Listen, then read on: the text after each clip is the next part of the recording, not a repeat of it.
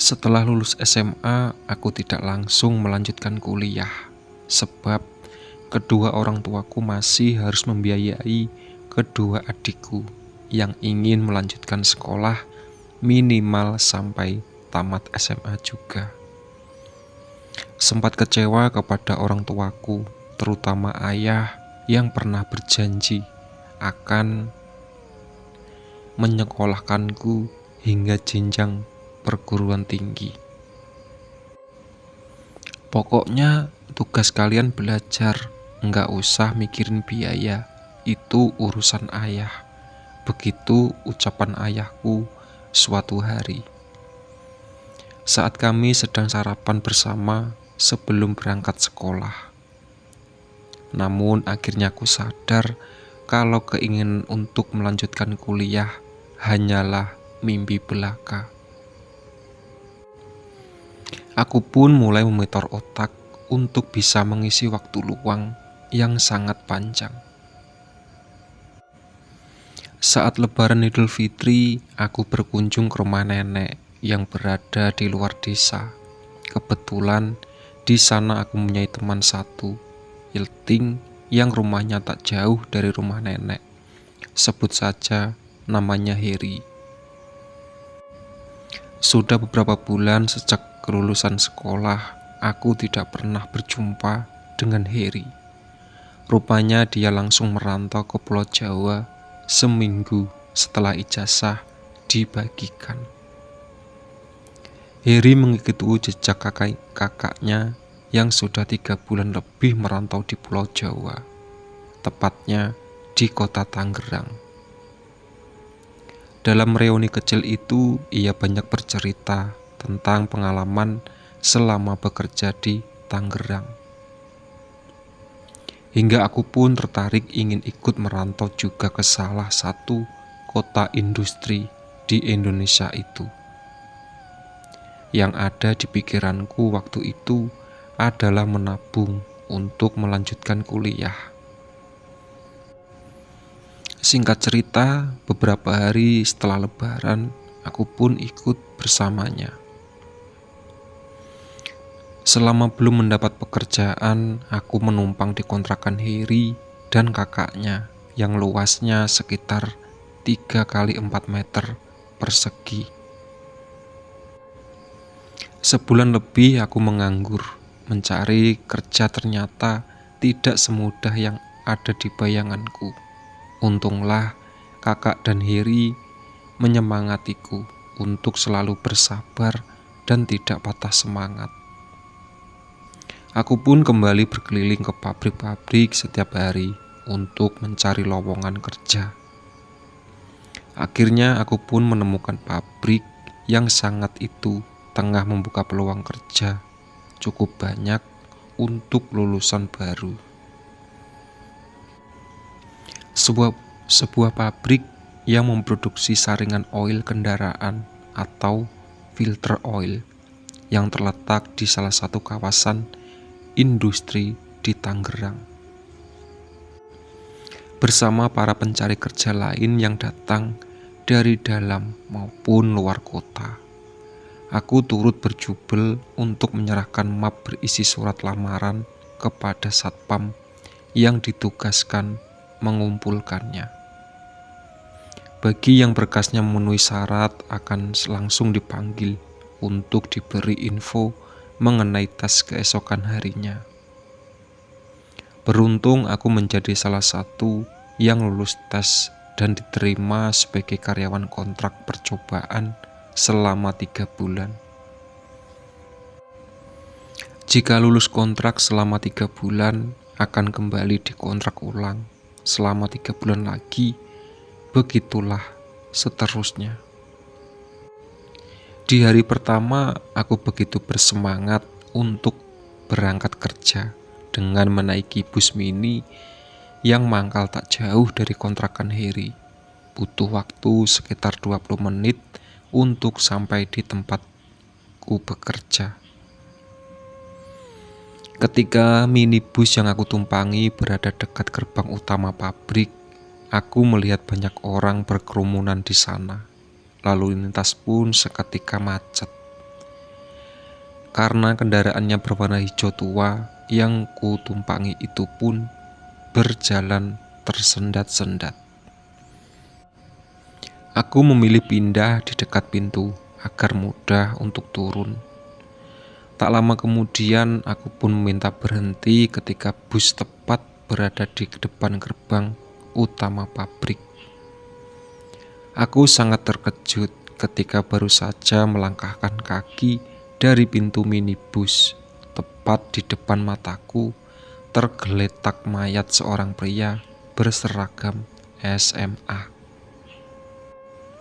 yang keadaannya sangat mengenaskan. Bagian kepalanya hancur, nyaris tak terbentuk. Darah dan isi kepalanya berhamburan kemana-mana.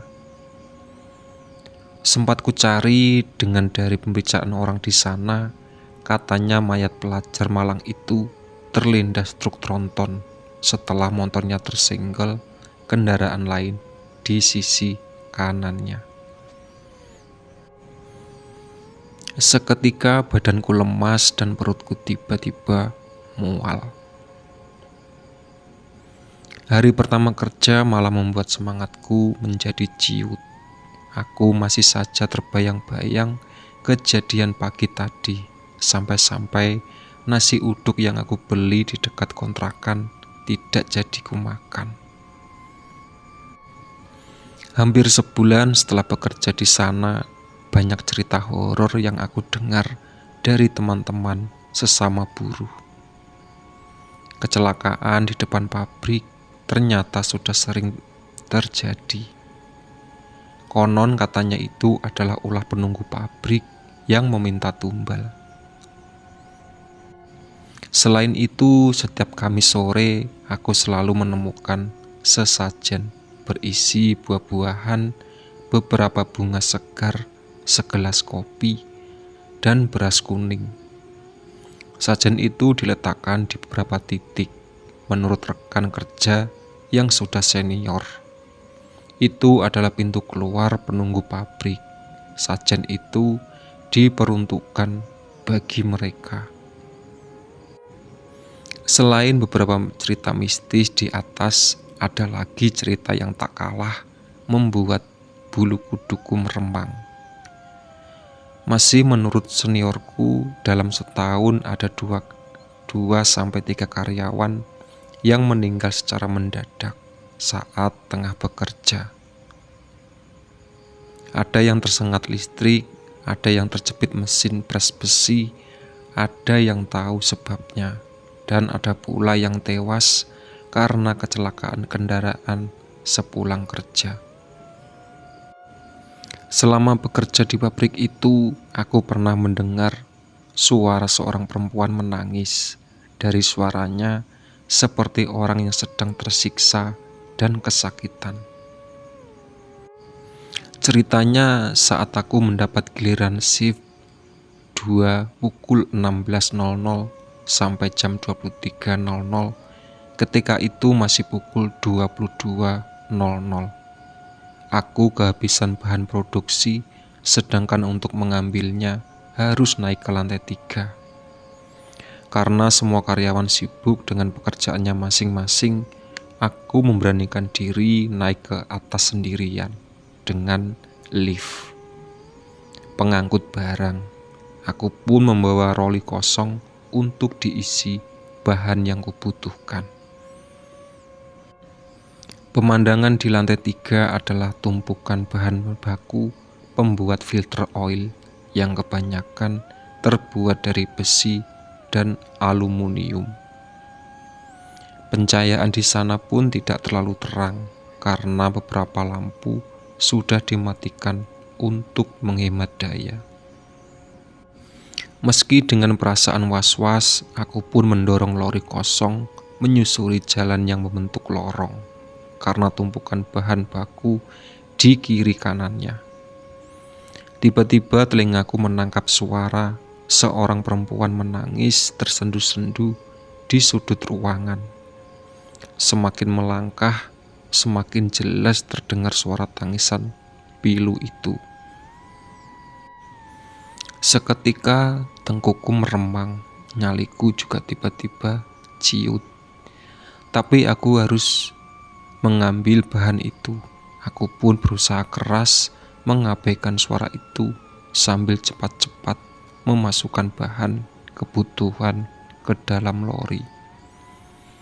Setelahnya aku bergegas pergi dengan nafas masih tersengal-sengal dan wajah pucat.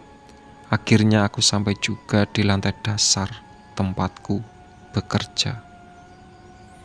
Beberapa rekan kerja menatap nanar ke arahku. Ada juga yang senyum-senyum seperti mengejekku. "Dengar apa lo, Lil?" tanya salah satu dari mereka, seolah sudah hafal dengan kejadian yang baru kualami. "Ada yang mewek ya?" tanyanya lagi diikuti rasa tawa. Yang lain pun ikut tertawa. Aku pun berusaha mengabaikan sikap mereka yang lagi-lagi memaksaku bertanya pada rekan kerja di samping. "Kamu pasti dengar suara cewek nangis," tebak rekan kerjaku, dan anehnya dia dengar. "Nggak usah takut, itu mah nggak apa-apa. Hampir semua orang di sini pernah dengar." "Emang itu suara siapa?" tanyaku penasaran. "Katanya sih itu anak perempuan kesayangannya bos kita yang sengaja ditumbalkan biar perusahaan ini berkembang pesat." Aku terperangah mendengar cerita seniorku. Lebih-lebih dia juga mengatakan biasanya jika suara tangisan wanita itu muncul adalah isyarat akan ada tumbal yang diminta. Aku sempat heran kenapa mereka masih bertahan di perusahaan ini. Bukankah bisa jadi mereka akan menjadi sasaran tumbal berikutnya? Yang penting kerja hati-hati, Lil. Jangan ngelamun, banyak-banyak doa. Biar bagaimanapun mati itu kan urusan Tuhan. Mau di mana aja. Kalau sudah waktunya mati, ya mati. Belum lama seniorku berucap, tiba-tiba dari bilik sebuah tempat kami bekerja terdengar teriakan histeris. Kami pun berbondong-bondong mendatangi sumber suara. Dari sela-sela kerumunan, aku melihat seorang karyawan terjepit mesin pres besi. Sebagian tubuhnya tertelan badan mesin. Beberapa orang tampak kesulitan melepaskan tubuh karyawan malang yang sudah tidak bergerak itu. Itulah sahabat cerita dari tumbal pabrik filter oil. Oke.